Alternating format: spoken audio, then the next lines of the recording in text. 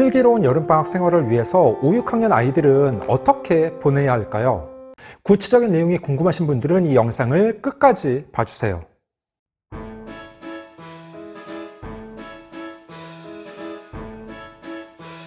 안녕하세요. 반갑습니다. 초등교사 해피 이선생입니다. 오늘은 2020년 슬기로운 방학생활이란 주제로 5, 6학년 편을 이야기하겠습니다. 과연 어떻게 하면 짧은 여름방학을 알차게 보낼 수 있는지, 우리 아이는 여름방학 때 무엇을 하면 좋을지 구체적으로 이야기해 보도록 하겠습니다. 그럼 지금 바로 시작하겠습니다. 출발! 먼저 5학년입니다. 국어는 교과서 내용을 복습하거나 예습할 필요는 없습니다. 다만 1학기 국어 몇 개 단원의 제목을 소개해 드리자면 3단원 글을 요약해요, 4단원 글쓰기의 과정, 5단원 글쓴이의 주장, 7단원 기행문을 써요입니다. 제가 방금 말씀드린 것처럼 아이들이 직접 글을 쓰는 내용들이 많습니다. 그래서 5학년 여름방학 때에는 아이들에게 책을 읽고 독서 기록장을 쓰게 하거나 일기를 쓰고 가족 여행을 다녀온 후에 기행문을 쓰게 하는 등 다양한 쓰기 활동을 시키는 것이 좋습니다. 요즘 아이들의 글쓰기 실력이 많이 부족합니다. 왜냐하면 글을 쓸 일이 별로 없어서 그렇습니다. 예전 저희가 국민학교 다닐 때에는 반공 글짓기, 과학 독후감 등 각종 글짓기 대회가 많았고 방학 숙제도 꼭 글짓기 숙제가 있었습니다. 하지만 요즘에는 그런 학교 행사가 대부분 폐지되었고 방학 숙제도 아이들이 자율적으로 선택하거나 아예 없는 것도 많습니다. 그래서 고학년으로 갈수록 아이들이 글 쓸 기회가 별로 없기 때문에 방학 기간을 이용해서 글을 쓰도록 시키는 것이 좋습니다. 다음으로 5학년 수학부터 내용이 상당히 심화됩니다. 5학년 1학기 수학 각 단원의 제목을 말씀드리자면 자연수의 혼합계산, 약수와 배수, 규칙과 대응, 약분과 통분, 분수의 덧셈과 뺄셈, 다각형의 둘레와 넓이입니다.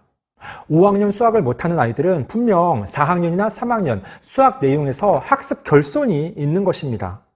그러면 5학년 수학 내용이 아니라 3학년이나 4학년의 수학 내용을 다시 살펴봐야 합니다. 이것이 상당히 중요합니다.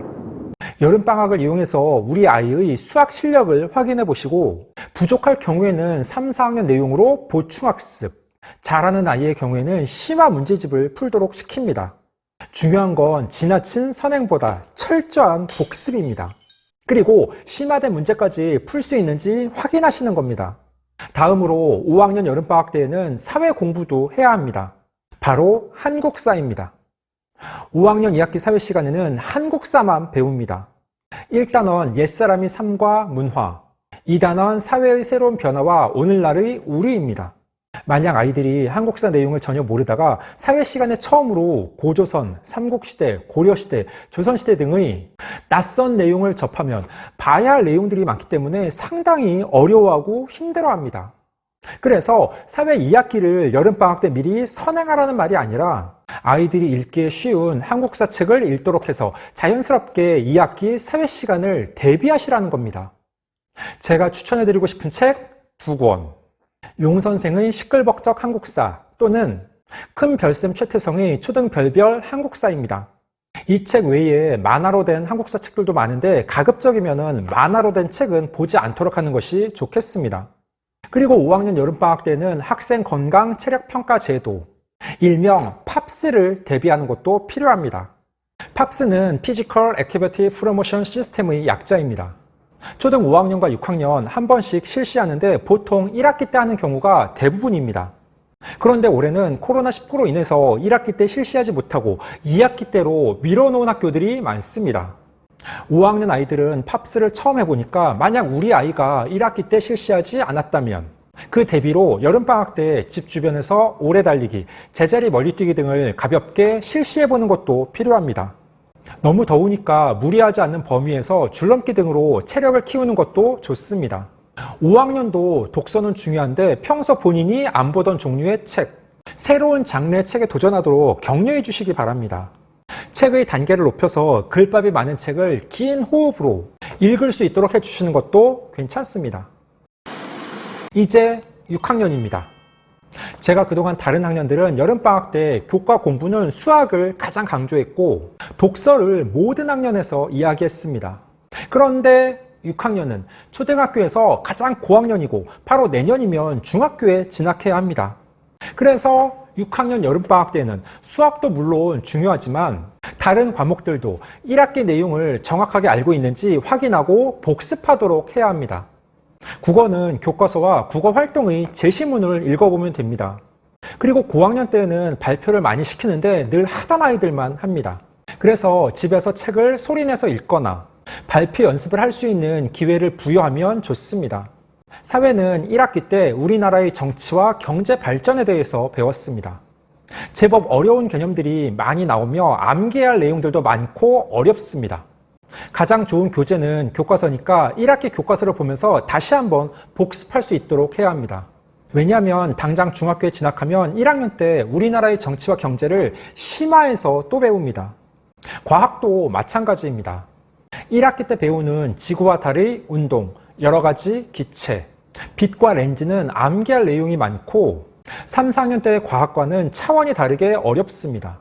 과학 역시 사회처럼 교과서와 실험 관찰책을 집으로 가져오도록 해서 여름 방학 기간 다시 보도록 하며 복습의 기회를 제공해 주셔야 합니다. 6학년은 국어, 사회, 과학도 복습을 통해 봐야 하지만 그래도 가장 중요한 과목은 역시 수학입니다. 특히 1학기 때 아이들이 어려워하는 분수의 나눗셈과 소수의 나눗셈이 나옵니다. 그 외에 비와 비율, 각기둥과 각불, 직육면체의 부피와 건널비도 어렵습니다. 수학은 한 단원도 소홀하게 생각할 수 없습니다. 우리 아이가 모든 단원의 내용들을 정확하게 알고 있는지 수학 교과서와 수학 익힘책을 가지고 꼭 철저하게 확인해 보시고 부족할 경우에는 4학년과 5학년 내용으로 기초부터 다시 해야 합니다. 만약 잘하는 아이들은 심화 문제집을 풀도록 하고 2학기 내용을 미리 살펴보는 것도 괜찮습니다. 수학은 2학기에 다시 분수의 나눗셈, 소수의 나눗셈이 1, 2 단원으로 나옵니다. 6학년 때 중학교의 수학 내용을 선행하는 아이들이 많은데 기본적으로 초등교육과정의 수학 내용을 심화까지 완벽하게 알고 있다면 선행을 해도 무방합니다. 그런데 올 여름방학은 2주에서 3주밖에 안 되기 때문에 중학 수학에 대한 선행보다는 초등 수학의 심화가 저는 훨씬 더 중요하다고 생각합니다. 영어는 아이가 스스로 꾸준하게 영어, 동화책이나 DVD 등을 통해서 공부를 지속해야 합니다. 다른 과목들은 학교의 수업에 충실하면 충분히 커버할 수 있는데 영어는 개인 공부를 따로 하는 것이 좋습니다. 그래서 여름방학 때 우리 아이가 영어 동화책이나 애니메이션의 재미에 빠져서 그것을 반복해서 보도록 하면 괜찮습니다. 중학교에 진학하면 아이들이 부모님의 손에서 벗어나게 됩니다. 그러니까 초등학교 6학년 때 국어의 기초 독해력과 사회와 과학의 복습, 초등 수학의 총정리가 반드시 필요합니다. 물론 아이의 초등학교 마지막 여름방학이니 추억 쌓기 측면에서 가족여행을 다녀오시는 것도 좋겠습니다. 15초 요약! 5학년은 여름방학 때 수학이 가장 중요합니다. 그 외에 사회는 2학기를 대비해서 한국사 책 읽기, 팝스, 학생 건강 체력 평가 제도를 대비해서 운동도 필요합니다. 6학년은 여름방학 때 국어, 영어, 사회, 과학 등 주지교과의 1학기 내용 복습을 해야 합니다.